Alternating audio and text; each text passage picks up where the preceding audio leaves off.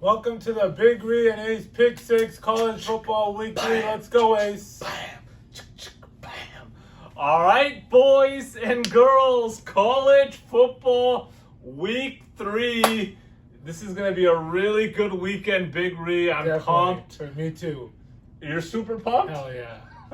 I knew there was something about this weekend because you've been pumped all day, didn't know what's going on, and you can feel Big Ree's energy. He definitely has that extra pep, going on. Maybe there's other reasons why you got this extra pep going on and the energy, but definitely I can feel your energy, Big Ree. I guess Sure, you had a good weekend. You ate some good food. What's going on? Why are you so pumped? It was a good weekend. Had some nice potatoes, omelet on the weekend. Woo-hoo! Saturday. So let's get into the potatoes. What kind of potatoes did you I have? forgot what the potatoes You were called. didn't have hash browns. No, not hash browns, but they're dank as fuck.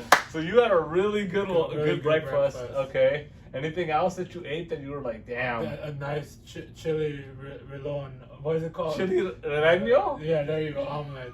Chili relleno. We should ask our Mexican compadres and the viewers from Mexico to help us out with the pronunciation. Chili relleno. Is that how you say it? Well, was it good? How was it? It was dank as fuck. Okay. All right. I had a really good weekend of food. I told everybody last week I'm going big at BR Baskin Robbins, getting a cappuccino blast and 2 scoops. Did you get both? I'm gonna be honest here. This is full transparency. I did get the cappuccino blast, but I only got 1 scoop. Okay. Why is that? Oreos, cookies, and cream with the sprinkles. I got 1 scoop. You're gonna ask me, Ace, what's going on? You only got one scoop. What happened? Because what I decided to do was I'm gonna just get 1 scoop, and I'm gonna make up that scoop with 2 other scoops. So what I did was the next day I had to go to Walmart.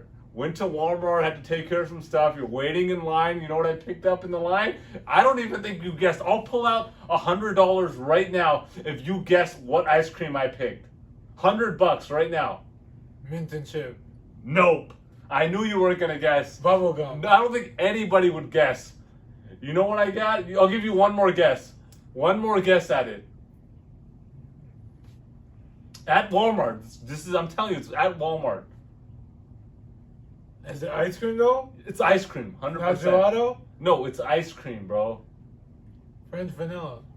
No, you're even down the wrong direction completely. I was in line, ready to paying for my items. You know they have the little coolers right there. Yeah. And they have the individual packed ice cream. You know what I got? What? The Choco Taco, bro.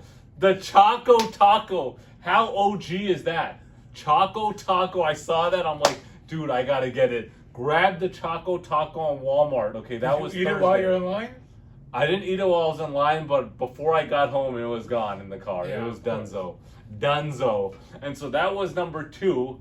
Then over the weekend, and I don't know why I have to keep shouting out, our Mexican compadres from Mexico. Javi knows a lot about this. We went to the ice cream parlor La Michoacana. Okay? Javier really likes that All place. over. Javi loves that place. We went there. Dude, that place is legit. Got a paleta and got a scoop of coconut ice cream. Special. You can't find this anywhere else. They got the Tosti Locos, the Elote. They got all the agua frescas. I know you're big on the agua frescas. No doubt. Horchata. Horchata all day. Every time we go anywhere, Big Ree's always on the horchata. And so I had a good weekend of food, Big Ree, and gonna continue it for the following week. We'll see. Nothing planned right now. Potentially some steak dinner. We'll see what happens. Potentially some steak dinner. Potentially some steak dinner. I'm just saying. But we'll give details next week. Anything else you want to throw out before we get into the picks? I think let's just. I want the best horchata in LA. If anyone can drop it in the comments. Drop it, please. We will go tomorrow. If they drop it on the video, I'm down to drive out wherever it is. Yeah, and if any viewers want to meet us there, I'm down too. I love meeting the viewers. Always running into them in Vegas, but I'm down if we'll meet somebody up there. No doubt. For sure. All right, and you know what? I love this talk, and a lot of viewers are throwing in there like we love all the talk and all this. we're definitely gonna start pumping those other videos in there. For sure. It's coming, boys, and the merch is coming too. Just finalizing a few more designs, and the merch will be out. All right, I think if there's no further ado, we're getting into. All right, here we go, boys and girls. Start you guys off. Week 3. Wait, I gotta pause though. Want to get into week 2. Week 2, I went 2-1, Big Reed, but I should have went 3-0. Texas A&M's QB got injured in the second drive, 4 minutes into the game. So I wish I had a clean sweep there. I was so pissed. They still won, but if they had that, their backup couldn't even throw the ball. I think they got like 24 yards at halftime. Yeah. But it should have been a clean sweep. Sorry, boys, but hopefully this is going to be the week. All right, start you guys off here. Game 1, Utah at San Diego State. Utah is a 7.5-point favorite here. Utah 1-1, coming off a 26-17 loss at BYU. Their only win this season was versus Weber State. And look, I don't trust the transfer quarterback from Baylor, quarterback Charlie Brewer. That guy was just a game manager at Baylor. They had one really good season where they made that good bowl game. But other than that, don't trust this guy's in his 5th season. I think they got the COVID eligibility rule, one more season for him. But that's right. They looked horrible against BYU. And I know they're on the road, but they looked horrible. Then we got San Diego State, 2-0, coming off a 38-14 win versus Arizona. Outgained Arizona 454-230. Just dominated. They're led by running back Greg Bell. 6 straight 100-yard games. He looks good. San Diego State just churning out those running backs. They're churning out those stud running backs. They are at home. This is an upset alert here, boys. I like San Diego State plus 7.5. And like I said, this is upset alert here for San Diego State. Game 2, we got the Baylor Bears at the Kansas Jayhawks. Baylor is an 18-point favorite. Baylor 2-0, coming off a 66-7 win versus Texas Southern. Their other win was versus Texas State. 2 really bad teams, Big Reed. Really bad teams from the state of Texas. Not impressed with quarterback Gary Bohannon. He's a career backup, and the only reason he's looked decent is because he's playing Texas Southern and Texas State. Look, Baylor, they were a really bad team last year, and don't trust them this year, even though they're 2-0. Then we got Kansas, 1-1, coming off a 49-22 loss to Coastal Carolina. They actually looked pretty good through 3 quarters. They were up. They were actually down only 28-22 in the third, and so it was a 6-point game.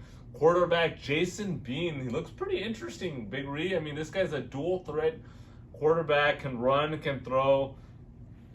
Do not get fooled here with Baylor 2-0 against some no-name programs out of the state of Texas.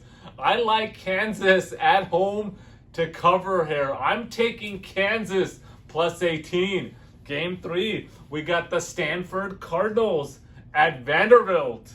Stanford is a 12-point favorite. Stanford 1-1, coming off a dominating 42-28 win at USC. Just completely dominating USC. Showed them who's daddy. They were up 42-13 at one point before SC got some garbage time touchdowns late. Quarterback Tanner McKee, that guy looked pretty good. I watched that entire game, and he looked good. Did you know this guy was the number 3 recruit behind Trevor Lawrence and JT Daniels coming out of high school? Then he took an 18-month sabbatical to do a mission in Brazil. You know, so can't blame him to go to Brazil for 18 months. And now he's back. And COVID, he played a little bit last year, I think 1 game, but now he's back and he looked good. And so I'm excited about the quarterback there at Stanford. Then we got Vanderbilt 1-1, coming off a 24-21 win versus Colorado State. Look, lucky win there. They were outgained by 100 yards versus Colorado State. They lost in week 1 to East Tennessee State, 23-3. Did you even know? Did you even know that there was an East Tennessee State? No, honestly, And so, yeah, Vanderbilt's a really bad team. They are 3-18 before last week's win. So they're a really bad team. Stanford, look, I think that QB's legit. She looked really good, and Vanderbilt's horrible. I'm taking Stanford -12. All right, Big Ree, let's go. All right, before I get off, I went 1-2.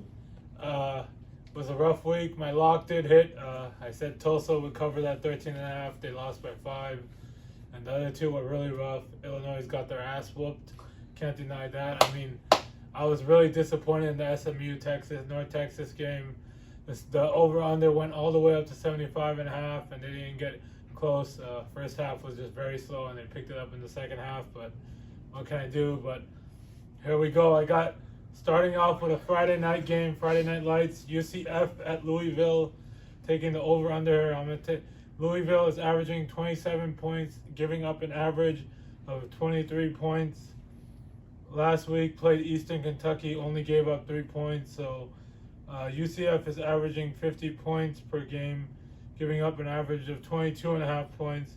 I'm taking over 68. I know it opened at 69 and it's down to 68, but I still like it. The next game I got is Coastal Carolina at Buffalo.